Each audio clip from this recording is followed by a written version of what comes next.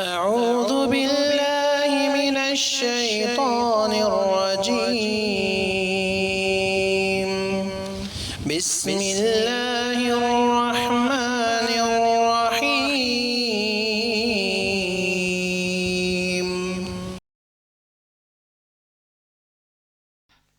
باب الحور العين وصفتهن يحار فيها الطرف شديدة سواد العين شديدة بياض العين وزوجناهم بحور عين انکحناہم۔ حور کو حور کیوں کہا جاتا ہے اور حور العین کا کیا مطلب ہے؟ حور کو حور اس لیے کہا جاتا ہے کہ اس کو دیکھ کر نگاہ آنکھ حیران رہ جائے گی۔ حور وہ عورت ایسی ہوگی کہ دیکھ کر نگاہ آنکھ پریشان ہو جائے گی، حیران رہ جائے گی۔ اس سے حور کہ ایسی چیز جو حیرت میں ڈال دے، ایسی چیز جو حیرت میں ڈال دے۔ العین شدیدۃ سواد العین، یعنی آنکھ میں جو سیاہی ہوتی ہے، آنکھ میں ایک حصہ کالا ہوتا ہے، وہ نہایت ہی کالا ہوگا۔ آنکھ میں سفیدی بھی ہوتی ہے تو آنکھ کی سفیدی نہایت ہی سفید ہوگی۔ تو آنکھ میں کالے کا نہایت ہی کالا ہونا، آنکھ میں سفیدی کا نہایت ہی سفید ہونا، یہ اس کی خوبصورتی کی علامت ہوتی ہے کہ اس میں چمک ہو، سفیدی میں بھی چمک، کالے میں بھی چمک، تو آنکھ بڑی ہی خوبصورت لگے گی۔ تو کہا بحور العین وزوجناہم بحور عین، اللہ تبارک و تعالی مومنین کا نکاح، مومنین کی شادی کرا دے گا حور عین سے، ایسی عورت سے جو بڑی ہی خوبصورت آنکھ والی ہوں گی، دیکھ کر کے انسان حیران و پریشان ہو جائے گا۔ قال حدثنا عبد الله بن محمد قال حدثنا معاوية بن عمرو قال حدثنا أبو إسحاق عن حميد قال سمعت أنس بن مالك عن النبي صلى الله عليه وسلم قال ما من عبد يموت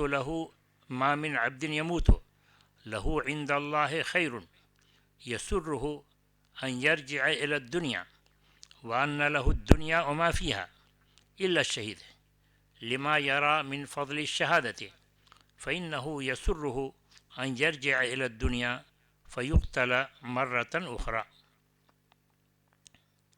نہیں ہے کوئی انسان جو انتقال کر جائے اور اس نے اللہ کے لیے اچھا کام کیا ہو، لہو عند اللہ خیر، کہ اس کے اچھے اعمال اللہ کے پاس ہوں، تو جو کوئی بھی اچھا انسان انتقال کرتا ہے، اللہ کے پاس اسے اس کی پذیرائی ہوتی ہے، یسرہ ان یرجع الی الدنیا، تو اس کی خواہش نہیں ہوتی کہ وہ دنیا میں واپس آئے۔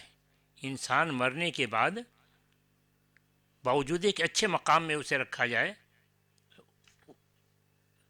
اس کی خواہش نہیں ہوتی کہ وہ دنیا میں واپس آئے۔ تو نہیں ہے کوئی انسان جو مرے، اللہ کے پاس اس کے لیے خیر ہو، اس کا عمل خیر موجود ہو جس کی وجہ سے وہ اچھے مقام میں ہو، اس کو اس بات پر خوشی ہو کہ وہ دنیا میں واپس جائے۔ تو کوئی انسان مرنے کے بعد دنیا میں واپس آنے کی خواہش نہیں رکھتا۔ وَأَنَّ لَهُ الدُّنْيَا وَمَا فِيهَا، اور یہ کہ اس کے لیے دنیا اور دنیا میں جو کچھ ہو سب کچھ اس کے لیے ہو، یعنی دنیا کی ساری چیزیں دی جائیں پھر بھی وہ دنیا میں واپس آنا نہیں چاہے گا۔ الا الشہید، سوائے شہید کے، کہ شہید مرنے کے بعد خواہش رکھتا ہے کہ دوبارہ ہم دنیا میں جائیں۔ کیوں اس کی یہ خواہش ہوتی کہ دنیا میں ہم جائیں؟ کیا جنت سے بڑھ کر دنیا ہے؟ نہیں، جنت میں جو مقام ملا ہے وہ چاہتا ہے کہ دوبارہ شہید ہو تو اور مقام ملے گا، پھر شہید ہو تو اور مقام ملے گا، اس طرح۔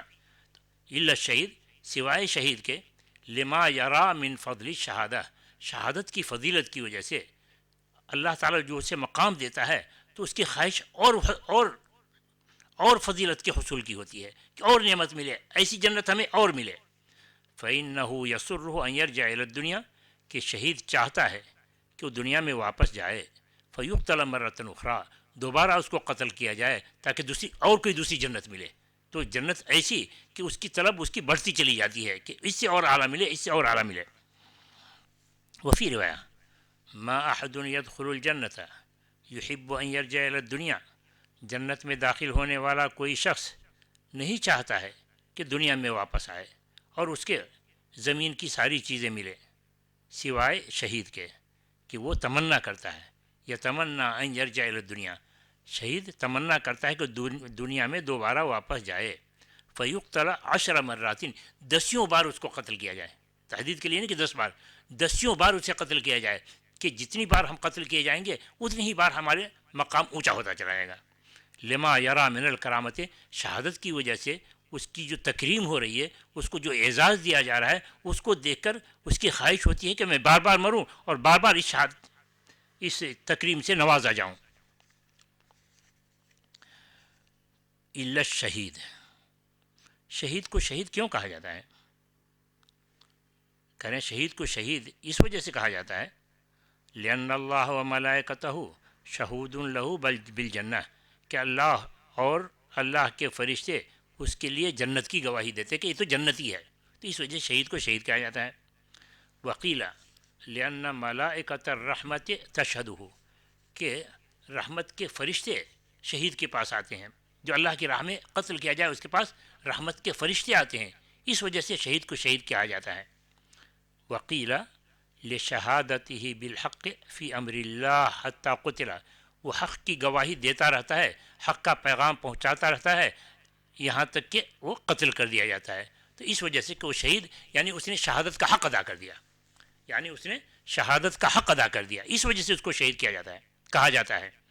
وقیل لأنہ یشہد ما اعدہ اللہ لہ من الکرامت بالقتل، کہ شہید کو شہید اس وجہ سے کہا جاتا ہے کہ وہ اپنی آنکھوں سے دیکھتا ہے کہ اللہ کی راہ میں قتل کرنے کی وجہ سے اللہ تعالیٰ نے ہمیں کیا مقام عطا کیا ہے، تو یشہد ما اعدہ اللہ، اللہ تعالیٰ نے اللہ کی راہ میں قتل کیے جانے کی وجہ سے جنت میں اسے جو مقام دے رکھا ہے وہ اپنی آنکھوں سے دیکھتا ہے، اس وجہ سے شہید، یعنی وہ اپنی آنکھوں سے ان انعامات کو دیکھتا ہے، اللہ تعالیٰ کی اس تکریم کو دیکھتا ہے جو اللہ نے اللہ کے راہ میں قتل کیے جانے والوں کے لیے مہیا کر رکھا ہے، تیار کر رکھا ہے۔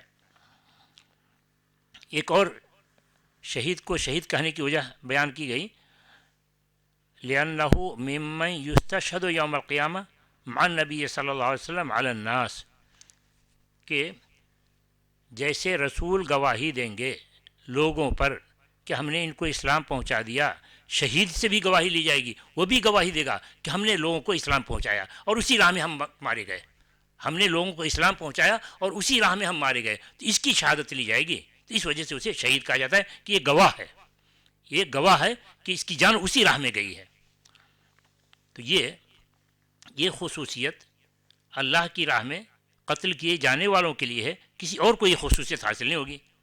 تو اس طرح سے شہید کو شہید کیوں کہا جاتا ہے، مختلف علماء کے اقوال ہیں کہ اللہ اور ملائکہ اس کو جنت کی شہادت دیتے ہیں، ملائکہ اس کی روح کھینچتے ہیں، یا یہ کہ وہ حق کی گواہی دیتا رہتا ہے یہاں تک کہ قتل کیا گیا، یا اسے اپنی آنکھوں سے نظر آئے گا کہ اللہ کی راہ میں قتل کرنے والوں کو کیا ثواب ہے، کیا بدلہ ہے اس کو، وغیرہ۔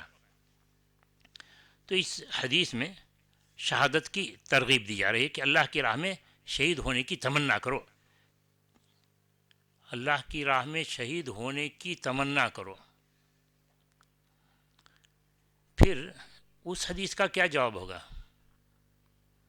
جس میں کہا لا تتمنوا لقاء العدو، لا تتمنوا لقاء العدو، کہ دشمن سے ملاقات کی تمنا مت کرو، دشمن سے ملاقات نہیں کرو، اور یہاں کہتے تمنا شہادت کی بھی تمنا ہو، تو شہادت کی تمنا ہو، دشمن سے ملاقات بھی نہ ہونے پائے، شہادت ملے گی کیسے؟ کون قتل کرے گا پھر اس کو، اور یہ شہید ہو جائے گا؟ بھئی دونوں کے دو مختلف مقامات ہیں۔ شہادت کی تمنا کرو، یہ اس بات کو لیے ہوئے ہے کہ تم اللہ کی راہ میں جان و مال دینے کے لیے تیار، یہ ہے شہادت کی تمنا، کہ ہم کسی چیز کو اپنے لیے بچا کر نہیں رکھیں گے، سب چیز اللہ کی راہ میں جھونک دیں گے، یہ ہے شہادت کی تمنا۔ لا تتمنوا لقاء العدو، دشمن سے ملاقات کی تمنا مت کرو، اس سے کیوں روکا؟ اس وجہ سے روکا کہ دشمن سے ملاقات کی تمنا ایک قسم کا غرور لیے ہوئے ہے، کبر لیے ہوئے ہے کہ میں اتنا بہادر ہوں کہ میں دشمن کو پچھاڑ کے رہوں گا. تو یہ دشمن سے ملاقات کی تمنا نفس میں غرور کی علامت بنتا ہے. تو اس وجہ سے اس کی تمنا مت کرو. تم اپنی طاقت کی وجہ سے نہیں جیتو گے، تم اپنی طاقت کی وجہ سے دشمن کو زیر نہیں کرو گے. تو دشمن سے ملاقات کی تمنا مت کرو کہ اس میں غرور کمانا پایا جاتا ہے. تمنا ہو شہادت کی کہ اللہ تبارک و تعالیٰ اس کے بغیر بھی تمہیں شہادت نصیب کر سکتا ہے. جیسے کہ حدیث گزری کہ شہادت کی تمنا رکھنے والوں کو موت اگر بستر پر بھی آتی ہے تو بھی شاہد لکھا جاتا ہے. تو شہادت کی تمنا اللہ کی راہ میں سب کچھ نچھاور کرنے کی علامت ہے. دشمن سے ملاقات یہ غرور کی علامت ہے. اس سے بچنے کے لیے کہا گیا کہ غرور اگر آ جائے باوجود کہ اللہ کی راہ کے لیے ہی کیوں نہ ہو، یہ ہلاک کرنے والی چیز ہے. کیا دلیل بھائی؟ اللہ کے دشمن کو ختم کرنے میں غرور ہو تو یہ ہلاکت کا باعث ہے. کہا اللہ تعالیٰ نے وَيَوْمَ حُنَيْنٍ إِذْ أَعْجَبَتْكُمْ كَثْرَتُكُمْ فَلَمْ تُغْنِ عَنْكُمْ شَيْئًا. حنین کے موقع سے مسلمانوں کی تعداد بڑی تھی، دشمنوں کی تعداد کمزور تھی، کم تھی. مسلمانوں کے دلوں میں غرور پیدا ہوا کہ آج تو ہم جیت کر رہیں گے، آج ہم جیت کر رہیں گے. تو اللہ تعالیٰ نے اس غرور کو نکالا، پہلے شکست سے دوچار کر دیا. وَيَوْمَ حُنَيْنٍ إِذْ أَعْجَبَتْكُمْ كَثْرَتُكُمْ. یاد کرو حنین کے مقام کو، حنین کے دن کو، جب اذ اعجبتکم کثرتکم، جب تم کو غرور میں مبتلا کر دیا تمہاری کثرت نے کہ ہم بڑی تعداد میں ہیں، ہتھیار سے لیس ہیں، کون مقابلہ کر لے گا ہم کا. تو اللہ تعالیٰ نے شکست سے دوچار کیا. یہ غرور نہ آنے پائے کہ وما رمیت اذ رمیت ولکن اللہ رمی. یہ جو تمہیں فتوحات حاصل ہوتی ہیں تمہارے اپنے بلبوتے پر نہیں، تمہاری طاقت کی وجہ سے نہیں، اللہ کی مدد سے ہوتی ہے. تو تمہاری تعداد کم ہو یا زیادہ، اللہ سے مدد ہمیشہ طلب کرتے رہو، اپنے نفس پر غرور مت کرو. تو یہ ہے معنی کہ شہادت کی تمنا تو ہو مگر دشمن سے ملاقات کی تمنا مت کرو کہ وہ غرور پر تعلق کرتا ہے. تو دعوت کی راہ میں شہادت کی تمنا، جہاد کی تمنا، یہ سب اچھی باتیں ہیں کہ یہ اس بات پر دال ہے کہ تم اللہ کی راہ میں سب کچھ قربانی دینے کے لیے تیار. دعوت کے اسلوب میں سے اعمال میں جو سب سے افضل ہے اس کی تمنا کرنا ہے، اس کی تمنا کرنا ہے. چنانچہ رسول اکرم صلی اللہ علیہ وسلم خود اللہ کی راہ میں شہادت کی تمنا کرتے تھے اور صحابہ کے سامنے تمنا کرتے تھے. رسول اکرم صلی اللہ علیہ وسلم شہادت کی تمنا کرتے اور صحابہ کے سامنے تمنا کرتے. جیسا کہ حدیث میں ہے، رسول اکرم صلی اللہ علیہ وسلم فرماتے ہیں لولا ان اشق علی امتی ما قعدت خلف سریۃ. اگر میں اپنی امت کو مشقت میں نہ ڈال دیتا تو میں کسی بھی جنگ میں فوج کے پیچھے نہیں رہتا. میں خود یہاں رہوں اور فوج کو بھیج دوں، ایسا نہیں ہوتا. ہر فوج کے ساتھ میں نکلتا. ما قعدت خلف سریۃ، کسی فوج کے پیچھے میں مدینے میں بیٹھ جاؤں ایسا نہیں ہوتا، میں ہر فوج کے ساتھ نکلتا. مگر اگر میں ایسا کرتا تو آنے والے خلفاء کے لیے مصیبت ہو جاتی. ملک بڑھے گا، معاملات بڑھیں گے. اگر ہر خلیفہ کو ہر جنگ میں شرکت کے لیے کہا جائے تو یہ تو پھر کام نہیں چلے گا حکومت کا. تو اس لیے اگر اس بات کا اندیشہ نہ ہوتا کہ ہمارے بعد آنے والوں کو مشقت میں ڈال دیں تو وہ تو میری تمنا تو ہے کہ میں ہر جنگ میں نکلوں، میری تمنا تو ہے کہ میں ہر جنگ میں نکلوں. والا ودت تو انی اقتل فی سبیل اللہ، میں خود تمنا رکھتا ہوں کہ میں اللہ کی راہ میں قتل کیا جاؤں، اللہ کی راہ میں شہید کیا جاؤں. ثم احیا، پھر زندہ کیا جاؤں. ثم اقتل، پھر مارا جاؤں، شہید قتل کیا جاؤں. ثم احیا ثم اقتل، پھر زندہ کیا جاؤں، پھر قتل کیا جاؤں. یعنی بار بار میں قتل کیا جاؤں، بار بار میں زندہ کیا جاؤں. مجھے شہادت کی تمنا ہے کہ میں بار بار. ایسا رسول اللہ صلی اللہ علیہ وسلم کیوں کر رہے ہیں اور لوگوں کے سامنے کیوں کر رہے ہیں؟ تاکہ لوگوں کو ابھارا جائے. میں نمونہ ہوں، میں اس کی تمنا کروں گا تو میری امت بھی تمنا کرے گی، میں تمنا کروں گا تو میری امت بھی تمنا کرے گی. تو اس طریقے سے داعی کو چاہیے کہ اچھی باتوں کی تمنا کرے اور لوگوں کے سامنے بیان رکھے تاکہ لوگوں میں اس کا جذبہ پیدا ہو، لوگوں میں اس کا شوق پیدا ہو. یہ نہیں کہ میں ایسی نیت رکھتا ہوں میں ایسے ارادہ رکھتا ہوں یہ ظاہر کرنے کے لیے نہیں، لوگوں کو ابھارنے کے لیے کہ یہ چیزیں تمہیں آگے بڑھانے والی ہیں۔ اور اس میں اس بات کو بھی بتایا گیا ہے کہ حور العین تو ہم میں سے کسی نے دیکھا نہیں، وہ غیبیات کا معاملہ ہے۔ رسول اکرم صلی اللہ علیہ وسلم اس کو بتا رہے ہیں کہ حور العین ایسی ہوں گی ایسی ہوں گی، تو گویا کہ غیب کی بات بتا رہے ہیں رسول اکرم صلی اللہ علیہ وسلم۔ تو غیب کا علم تو صرف اللہ تعالیٰ کو ہے، رسول کو جتنا بتایا جائے بس اتنا ہوتا ہے۔ کم الا من ارتضی من رسول، کہ غیب کا علم صرف اللہ کو ہے۔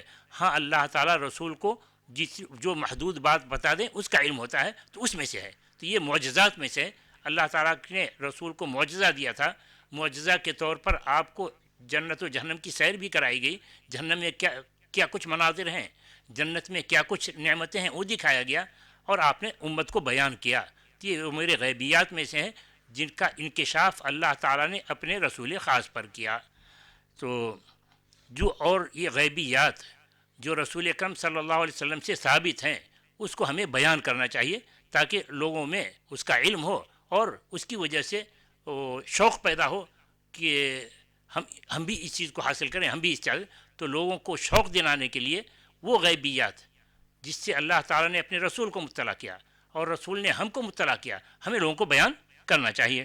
چنانچہ انہی میں سے رسول اکرم صلی اللہ علیہ وسلم کہتے ہیں اس حدیث کے اندر، ما احد يدخل الجنة يحب ان يرجع الى الدنيا وله مع الارض من شيء الا الشهيد، کہ جو بھی شخص جنت میں داخل ہوگا اس کی خواہش نہیں ہوگی کہ دنیا میں آئے سوائے شہید کے، کہ شہید کی تمنا ہوگی کہ وہ دنیا میں واپس آئے اور 10 بار اسے قتل کیا جائے، لما یرا من الکرامت، کہ جنت میں اس کی جو تکریم کی گئی ہے، جو اسے اعزاز دیا گیا ہے، اس کو دیکھ کر اس کی خواہش ہوگی کہ مزید اعزاز حاصل کروں، میں یہ اللہ کی تکریم مزید حاصل ہو۔